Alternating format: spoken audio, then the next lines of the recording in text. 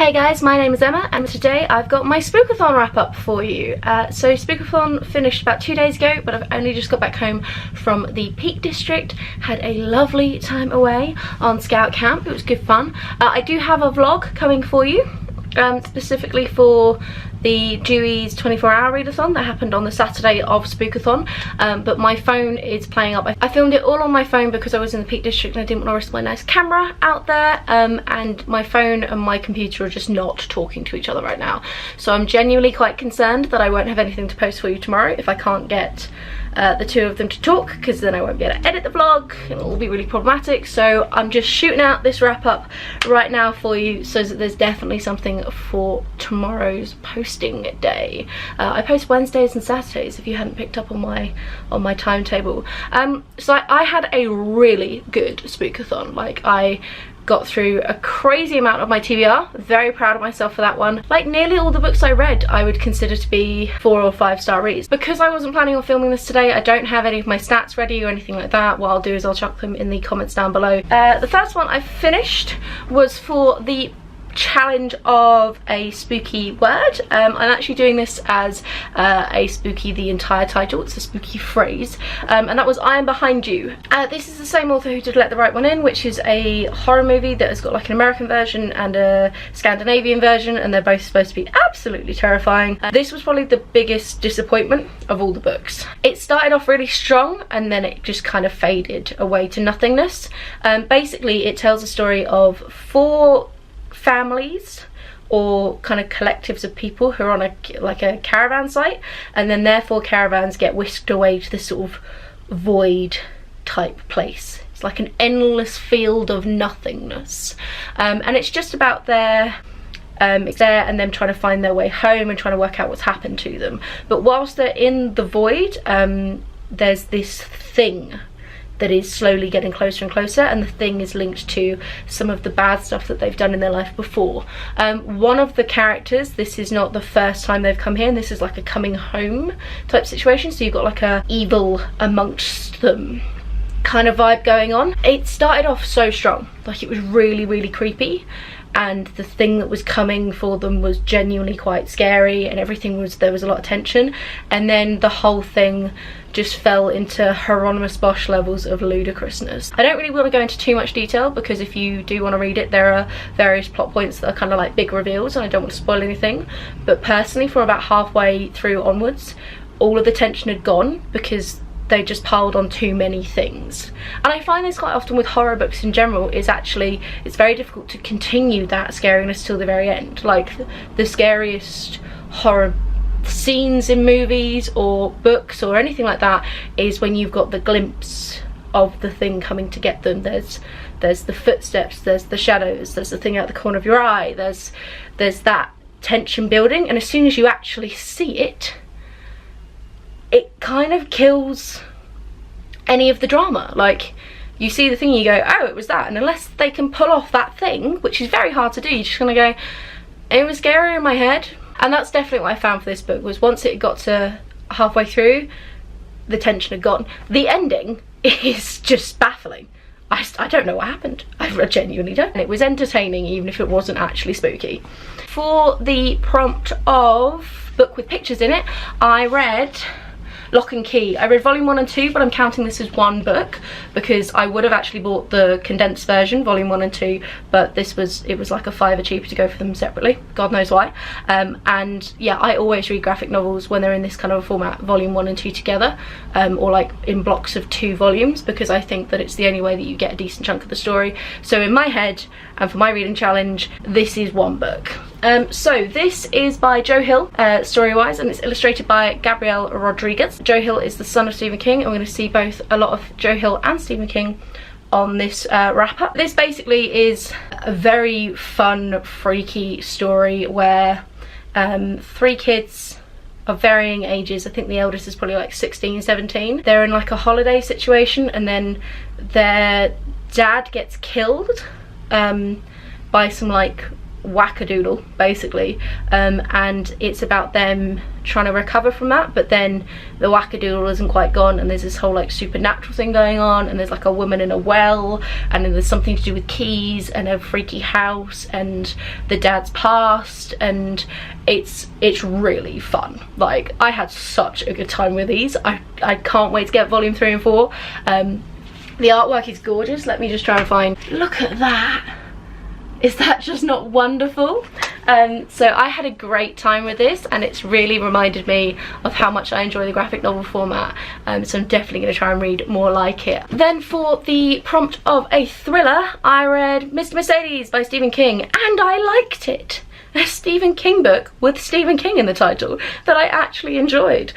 This one is an aging detective who is now just retired, gets a letter from one of his old adversaries called Mr. Mercedes, who murdered a bunch of people by running into them with his Mercedes, hence the name. Basically, the letter is taunting him, trying to get him to restart up the chase. It is your classic crime book. Like, it doesn't really do anything new or different. It's just your bog standard detective criminal chasing situation. You do get chapters from the Mr. Mercedes, a guy called Brady, chapters from his point of view, which was quite interesting, but other than that I wouldn't say that there was anything like particularly groundbreaking about this. It's just a really solid crime book.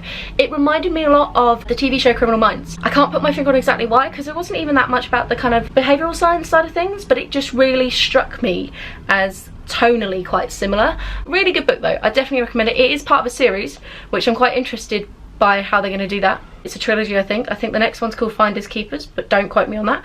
And I'm more inclined to go for Stephen King in the future because of this. I think my issues with Stephen King potentially are when he goes a bit more supernatural. So I think if I can stick to his more realistic ones, as in like without those freaky supernatural elements, I'm going to get on better with his writing. The other Stephen King that I read was The Long Walk, which is one of his Bachman books. So he wrote under the name of Richard Bachman for a while, and this is just one of his ones under that title. The Long Walk is a story about 100 boys who are entered into this contest, national prize type thing, where basically they just have to start walking, and it's the last one to keep going who wins a prize at the end, and there's a ton of money and everything, and it's just their conversations on the walk.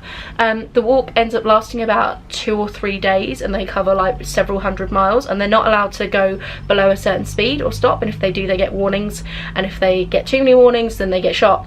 I would have liked more from this for the world and kind of a justification for why on earth anyone would do this. Like, it's not like a lottery thing or anything. You enter into it willingly, and there's almost this like stigma of sort of I don't know, like social accolade around it, where it's considered to be this like big deal and good thing, but like 99 of you are gonna die, and it's all boys as well, and I don't know whether that's like a thing or not. I don't know. One thing I think that this book did really well was I loved the characters.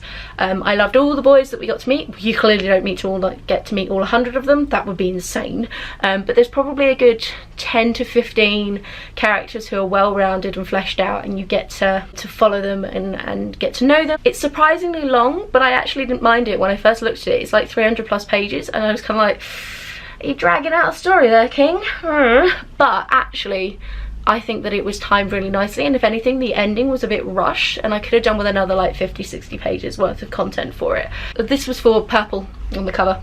Clearly you can see it has purple. That was one of the challenges. So this one actually fits into 2 challenges. This book does have pictures in it, and it also has a spooky word in the title, and that is Joe Hill's Strange Weather. We're noticing a theme. Me and Joe Hill hanging out a lot. Me and Stephen King hanging out a lot. It's been good fun.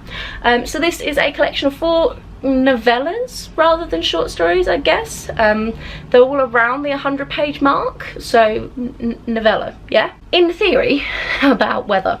I think that weather theme was a bit sketchy, to be honest. The pictures come from the start of every story has picture. It's a snapshot loaded. There's like another picture at the end. So there's a few of them in there. I read a lot of Joe Hill in the past, and I'd say that this is one of his weakest books. I might do a video talking about all of them now that I've read so much of his content. But having said that, it's still a good read. Of the 4 stories, 1 was meh, 2 were kind of good, and I'd say 1 was like really strong. I'd like him to take the two that were good into full-length books, because I think the reason why they weren't great was there just wasn't the room to do with them what I wanted them to do. So the first one, Snapshot, is about a creepy guy with a Polaroid camera, and there's something like supernatural about it, and it's linked with memories. Loaded is the best one of all of them, and it is a really intense, hard-hitting look at gun culture in America, and I thought it was very, very powerful. Then there's Aloft, which was one where a bloke finds himself, he's like, it's a skydiving accident gone wrong, and he lands on this like weird squidgy cloud that can support his weight, and he's kind of stuck up there, and it's basically about his like struggle with the cloud. I hated the main character. I thought he was a disgusting, vile little man, and that really ruined the whole story for me. And then the final one is called Rain, and that one is where something has happened with our atmosphere that means that it rains like shards of crystal rather than actual rain, and they're like needles or daggers, and basically shit goes down. Like, that ends about as well as you could imagine it raining knives would end. That one, again, I'd love more from it. The ending felt really rushed. There wasn't really enough explanation as to why. There were so many characters that I wanted them to have more room to breathe and to expand, and the whole thing could go way further.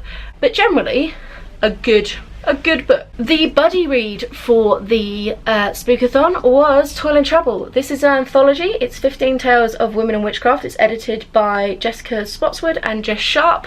It's YA, and I listened to this entirely on audiobook. I can't remember who narrated the audiobook, Amy somebody, but she's awesome. Check out the audiobook. Thought it was brilliant. I loved this. I was very surprised about how much I love this, because I don't normally go for YA. I don't normally go for short story collections. The two combined, I was like, am I gonna enjoy this? But I flipping adored it. There's a really nice mix of different cultures and backgrounds and ethnicities and time periods and everything. Oh, it's purple on the cover, by the way, for challenges. Sexual orientations and just everything, like representation wise. It is banging, because of course it is, because YA is doing a really good job with that these days. So well done, this book.